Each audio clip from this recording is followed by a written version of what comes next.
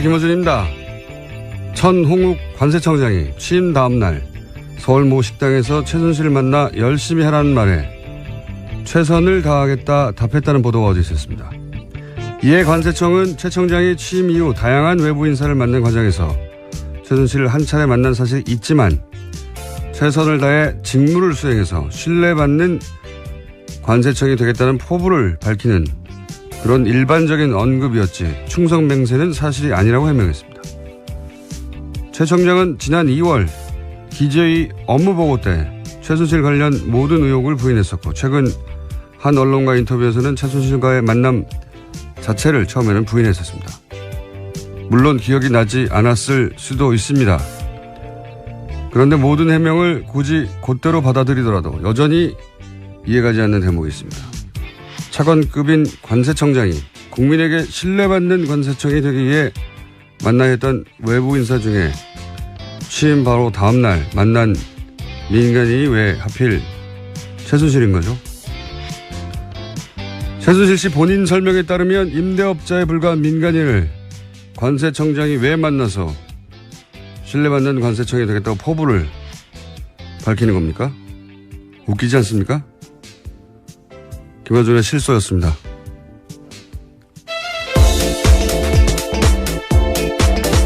시사인의 김은지입니다. 네. 어제는 큰 사건이 하나 터졌네요. 네, 정말 충격적인 사건입니다. 자, 그런 충격적인 사건을 일단 전해주세요. 네, 어제 국민의당이 대국민 사과했습니다. 대선 때 문재인 대통령 아들인 문준용 씨의 특혜 채용 의혹을 제기한 것에 대해서인데요. 당시 의혹의 근거로 제시했던 녹취와 카카오톡 대화가 조작됐다고 밝혔습니다. 대선 4일 앞둔 지난 5월 5일에 국민의당은 문준용 씨와 미국 뉴욕 파슨스 디자인 스쿨을 함께 다닌 동료의 증언이라면서 녹취를 공개한 바가 있습니다. 그런데 이것이 국민의당 당원 이유미 씨가 남동생과 짜고 목소리 연기를 하면서 가짜 녹취 파일을 만들어서 이준서 전 최고위원에게 건넨 것이라고 합니다. 아하.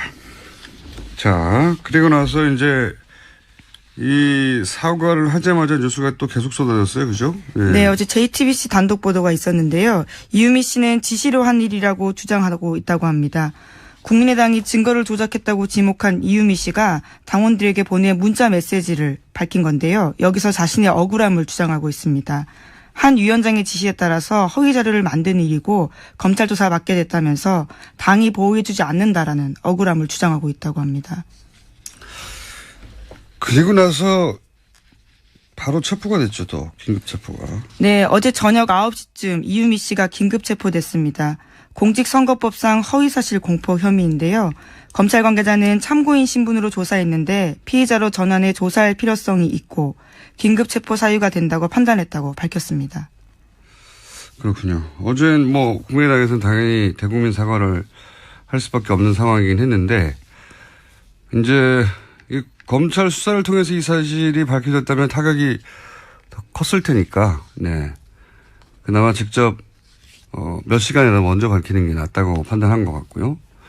그래서 사과 형식을 취해서 일종의 정치적인 화해 제스처죠. 예.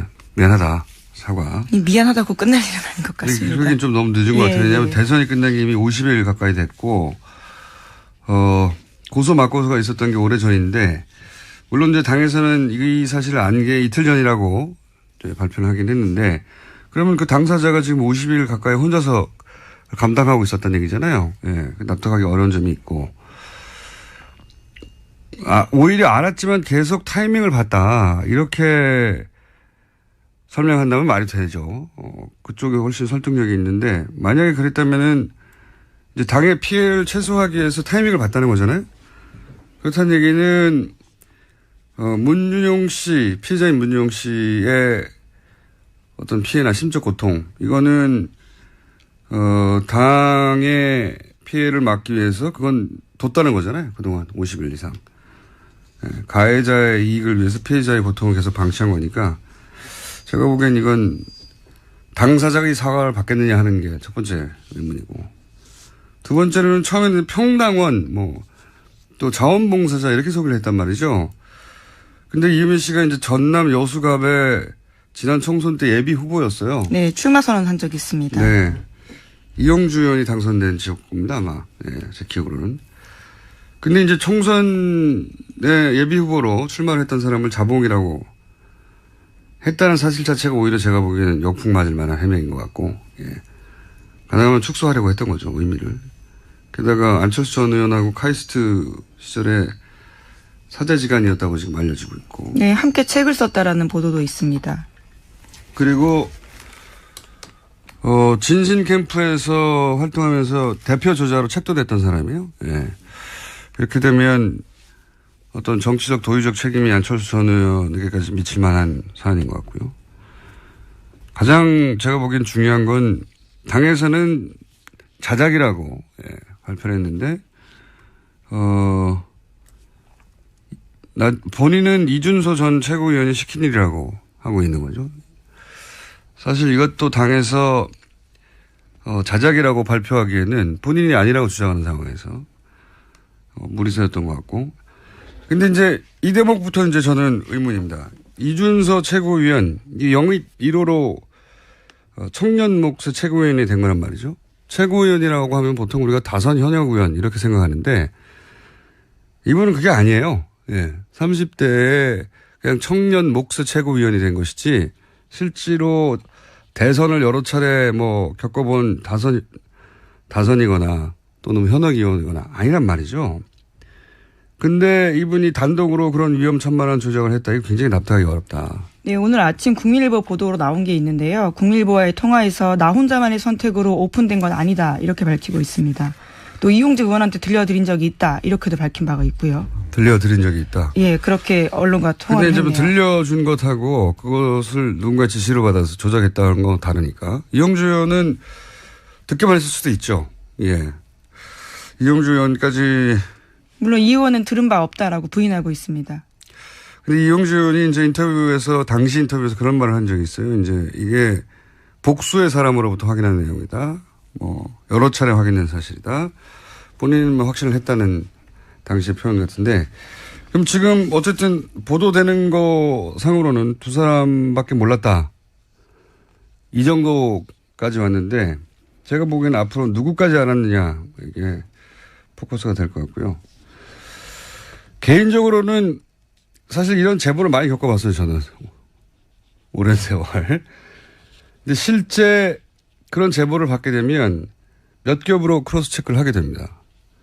그래 놓고도 입 밖에 내기 힘든 거예요. 이런 상황은. 특히 대선 때는. 왜냐하면 대선의 공방은 대선이 끝난 이후에 무마되는 경우도 있지만 사안이 중대할 경우에 계속 가거든요. 네, 실제로 투표 결과에 영향을 줄 수 있기 때문에 선거 때 허위사실 유포는 굉장히 큰 범죄입니다. 예, 그런데 이제 대선을 처음 치르는 젊은 정치지망생이라고 봐야 되죠. 그런 사람들이 대선 나흘 전인가요? 이럴 때 이런 정도의 위험한 일을 스스로 판단해 조작을 했다. 저는 그런 상황을 많이 겪어본 사람으로서 굉장히 상상하기 힘들다. 예, 납득하기 어렵습니다. 사실. 그래서 결국은 누구까지 알았느냐 포커스가 될 거라고 보고 이런 내용을 대선에서 자신 있게 조작해서 발표하려면 기본적으로 기본 소스부터 있어야 돼요. 여기서 이제 녹취록이라고 그때 당시에 나왔던 내용들을 보면 최소한 기본 사실들 베이스 하에 거짓말을 한 거거든요. 기본 사실들을 누군가 제공했다. 그리고 그 위에 대본을 짜고 그리고 실행자였던 액션을 했던 사람이지 액션 플랜을 짠 사람은 따로 있었을 것이다. 라고 저는 추정해 봅니다. 이제 앞으로 관련 뉴스가 앞으로 많이 나오겠죠. 이 사건은 국민의당에 아주 크고 긴 상처를 남길 것 같네요. 예. 다음 뉴스는요? 네, 어제 한승희 국세청장 후보자의 인사청문회가 있었습니다. 더불어민주당의 송영길 박영선 의원이 최순실 씨와 이재용 삼성전자 부회장의 해외 은닉재산 문제를 집중적으로 물었습니다. 더불어민주당 송영길 의원은 최순실 씨가 박정희 전 대통령의 비자금을 관리했다라는 관련 단서를 확보했냐라고 물었고요. 한 후보자는 직접 스위스를 간 적도 있냐라고 물었습니다. 이에 대해서 한 후보자는 즉각 답변하지 않고 침묵을 지켰는데요. 또다시 물었습니다. 송 의원이 이재용 부회장의 해외 계좌도 확보해서 자진 신고받았고 그 신고 액수가 5천억이냐라고 묻자 한 후보자는 조사가 진행 중인 사건이지만 특혜는 존재하지 않는다 이렇게 이야기했습니다. 자, 이거 굉장히 중요한, 질의였는데, 저희가 어제 이 인사청문회에서 있었던 질의 내용을 준비하려고 했는데 준비를 못 했나 봐요. 왜 준비를 안 했죠? 어제 준비하기로 했었는데. 자, 이 내용은 간단하게 요약하면 어제 국세청장 청문회에서 송영길 박영선 의원이 거의 유사한 질문을 했죠. 네, 여기에 그렇습니다. 탈세 자발적 신고 기간이 2015년에 있었는데 이 기간 동안 이재용 부회장이 5천억을 신고했다고 하는데 사실이냐? 네. 사실이냐고 물었는데 한승희 국세청장 후보는 뭐 개별 납세에다에 대해서는 확인해 줄 수 없다. 이게 원론적으로 맞는 얘기죠. 원론적으로 맞는 얘기인데 그리고 또 그 책임이 당시 국세청장이 아니었기 때문에 후보에게 전적으로 있는 것도 아니고. 근데 이 질의가 굉장히 중요한 이유가 뭐냐면 제가 보기엔 굉장히 중요한 질의인데 뉴스가 별로 없어요. 거의 없어요. 왜 중요하다고 보냐면 첫 번째로는 5천억을 탈세하고 아무런 처벌을 받지 않고 지나갔다면 만약에 이런 사실이 실제로 있었다면 이거는 일개 청 국세청 단위에서 받을 수 있는 게 아니란 말이죠. 예. 이거는 거꾸로 말하면 5천억에 해당되는 삼성 비자금을 합법화하는 길을 국세청이 열어준 거란 말이죠. 네, 어제 박영선 의원이 그런 차원의 질문들을 했습니다. 정권 차원에서 딜이 있었던 거 아니냐라고 그러니까요. 따져 물었습니다. 여기서 이제 딜이라고 하면 이게 혹시 정유라를 지원하고 그 대가로 받은 거래 중 일부가 아니냐 이런 의혹 제기거든요. 물론 그렇게 어디가 나오진 않았어요. 근데 그 함의는 그렇다고 보여지는데 지금 그 후보에게 당사자가 아닌데도 불구하고 이런 질문을 한 이유는 뭐냐면 최순실 세무지사가 현재 진행 중이라고 하고 재벌들 탈세 집중 관리하겠다고 했는데 지난 정권에서 이 5천억 여객 탈세 신고권이 사실이냐. 사실이라면 이거 이제 앞으로 어떻게 할 거냐. 청장이 되면. 이런 질문이거든요. 네, 당연한 질문이고 주목해야 되는 사안인데 크게 보도가 안 됐습니다. 5천억이 누구 애 이름이 아니잖아요. 5천만 원도 아니고. 5천만 원 탈세해보세요. 5천만 원만 탈세해도 감옥 갑니다. 5천만 원도 없습니다. 근데 5천억이 이게 사실이 확인이 돼야 되겠지만 어제 두 의원이 지금 질의를 했는데 5천억이 만약에 여객 탈세를 자진 신고했다는 이유만으로 그냥 넘어갔다면 큰일이죠. 아주 큰일인데 언론 보도 거의 없어서 따로 짚어봤습니다. 자, 다음 뉴스는요. 네, 지난해 삼성과 최순실 씨가 이른바 말세탁했다라는 보도 여러 차례 알려드렸었는데요. 삼성은 이에 대해서 계속 부인해왔습니다. 그런데 최근 검찰 조사에서 정유라 씨가 삼성이 먼저 말세탁 제안했다라는 이야기했다고 SBS가 어제 보도했습니다. 뭐 정유라 씨 진술을 다 믿을 수는 없는데 저는 이 대목은 개연성이 충분히 있다 이렇게 봐요. 그러니까 말세탁을 삼성은 법정에서 이제 최순실 씨한테 속았다는 거거든요. 자기들이 제안한 게 아니라. 근데 정유라 씨는 지금 삼성이 이걸 제안했다는 거잖아요. 개연성이 있다고 보는 이유는 뭐냐면 당시 최순실 씨가 VIP가 말을 사주라고 했지 빌려주라고 했냐고 불만을 승마협회 박원호 전무한테 했었다. 그런 보도가 있었는데 그러니까 이제 소유권 문제를 해결하는 방식을 고민하지 않을 수 없었다. 당시 삼성이. 그래서 이렇게 어렵게 말세탁 쿠션으로 해결하는 묘안을 냈던 게 아니냐라고 생각해 볼 수 있는 그런 대목입니다. 말세탁 얘기 계속 나오네요. 네. 자, 다음 뉴스는요. 네, 어제 삼성 전직 고위 임원들이 박근혜 전 대통령 재판 증인으로 나왔습니다. 그런데 이들 모두 증언을 거부했습니다. 이 말세탁 관련이 뭐니 물어볼 수 있는 대상자들인데 다 거부한 거죠, 다. 네, 형사재판에서 불리하게 작용할 수 있기 때문에 거부 사유 밝혔습니다. 본인들에게 유리하게 작용할 수 있는 것도 말 안 해요. 그러니까 모든 증언을 다 거부한 거 사실 이런 거는 처음입니다. 증인들이 안 나오면 모를까 나와서 전면적으로 모두 다 뭐 재벌의 소속 임원들이 재판에 나와서 증언을 한 적이 많거든요, 과거에. 처음 있는 일입니다. 삼성 직원들은 아무도 말을 안 하는 거죠, 지금. 무슨 말도. 대단합니다. 예. 자, 다음 뉴스는요. 정유라 씨가 삼성의 승마 지원금이 다른 선수에게 가지 못하도록 개입했다라는 채널A 보도도 있었습니다. 박원호 전 승마협회 전무는 최근 검찰에 출석해서 한 이야기인데요. 승마 관련 전문 지식이 없는 최순실 씨를 대신해서 정유라 씨가 선수 선발 전반에 관여한 것으로 안다라고 진술했다고 합니다. 이 얘기는 그런 얘기죠. 원래 이제 승마협회를 통해서, 그림으로는 정유라 씨 혼자를 지원한다고 할 수 없으니까 삼성이. 그림으로는 6명을 뽑아서 지원하는 것으로, 그림을 그렸어요. 예. 그래놓고 이제 마사회에서도 국가대표, 감독급을 데려갔죠. 근데 6명을 결국 안 뽑았어요. 네, 애초부터 정유라 씨 한 명을 위한 지원이었다라는 게 보이는 거죠. 근데 아마도 저는 삼성에서는 몇 명이 가기를 원했을 것 같아요. 그래야지 이 컴플리츠가 되잖아요. 네, 위장이 되는데 그럴 생각이 없었기 때문에 모조리 다 거절했죠. 그러면 삼성이 거꾸로 정말 그 올림픽 2020년 올림픽에서 승마 금메달을 따기 위한 프로젝트였다면 삼성이 돈을 주는 갑이잖아요. 돈을 주는 사람이 갑이니까 보통은 거절해도 무조건 선수를 보내거나 압박해야 되는데 거꾸로 이쪽에서 거절하면 안 보내는 것으로 최순실 씨가 원하는 대로 다 진행이 됐죠. 갑을이 사실은 최순실 씨 쪽이 갑이었다는 거죠. 예. 그 얘기는 여러 차례 나왔는데. 네.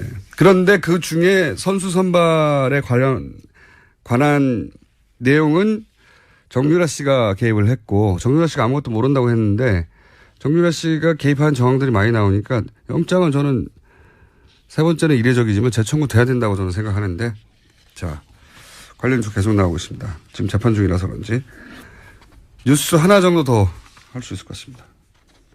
네, 지난달 25일 청와대 경호실이 이영선 전 경호관 파면했습니다. 직위해제 상태로 경호실 본부에 근무하다가 징계 처분 받은 건데요.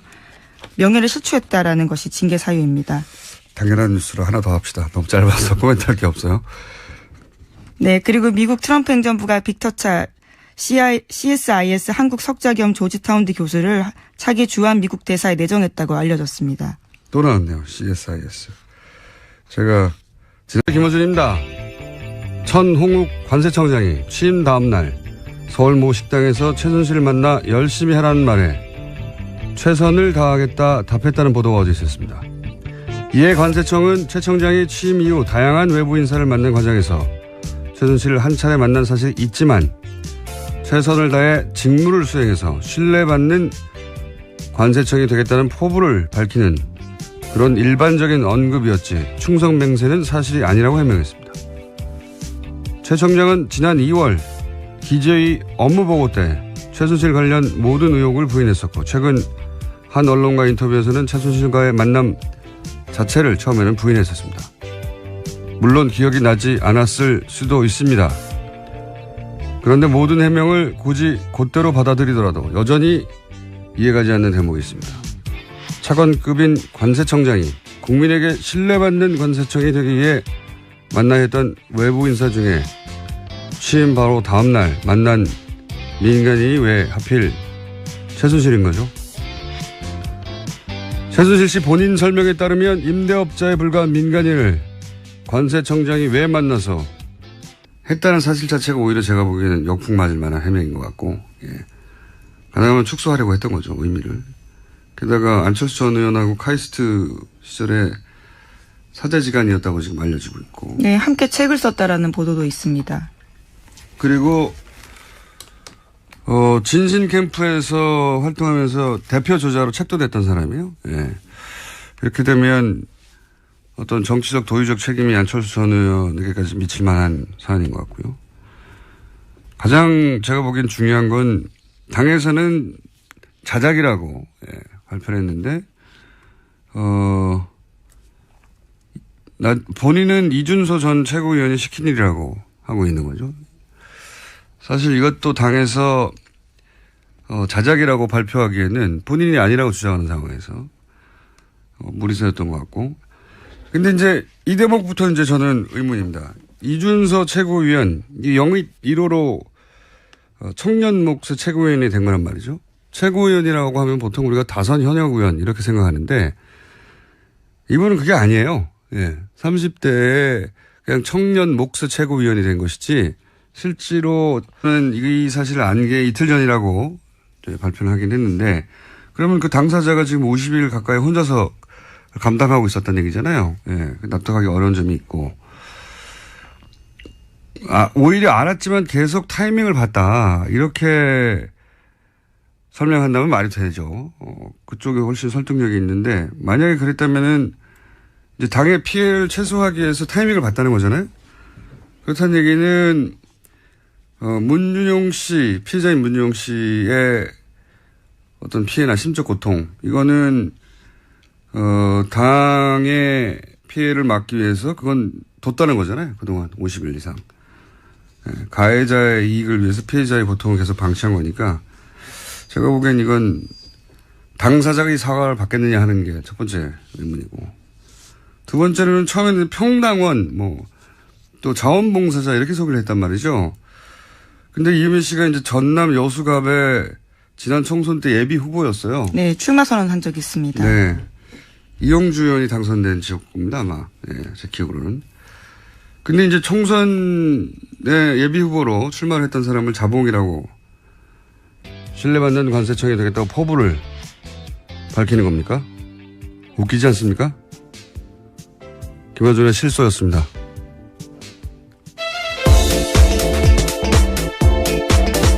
시사인의 김은지입니다. 네.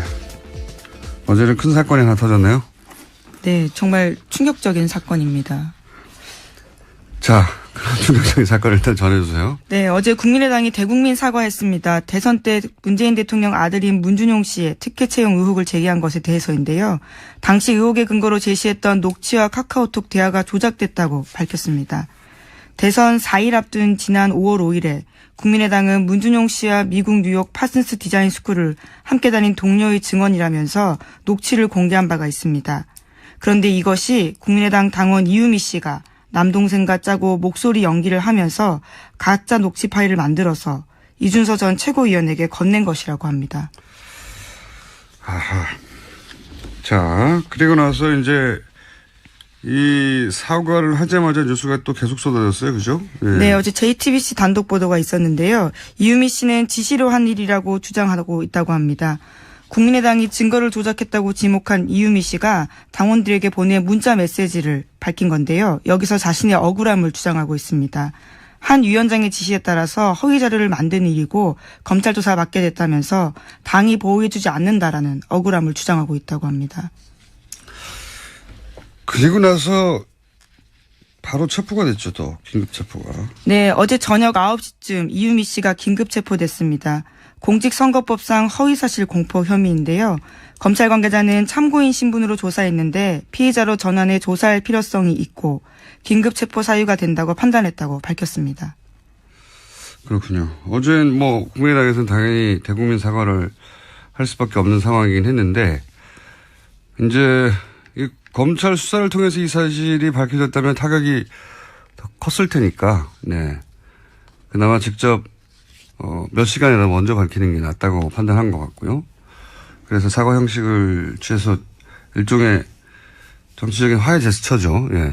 미안하다. 사과. 미안하다고 끝날 일은 아닌 것 같습니다. 그러긴 좀 너무 늦은 것 같아요. 왜냐하면 대선이 끝난 게 이미 50일 가까이 됐고, 고소 맞고소가 있었던 게 오래전인데, 물론 이제 당에서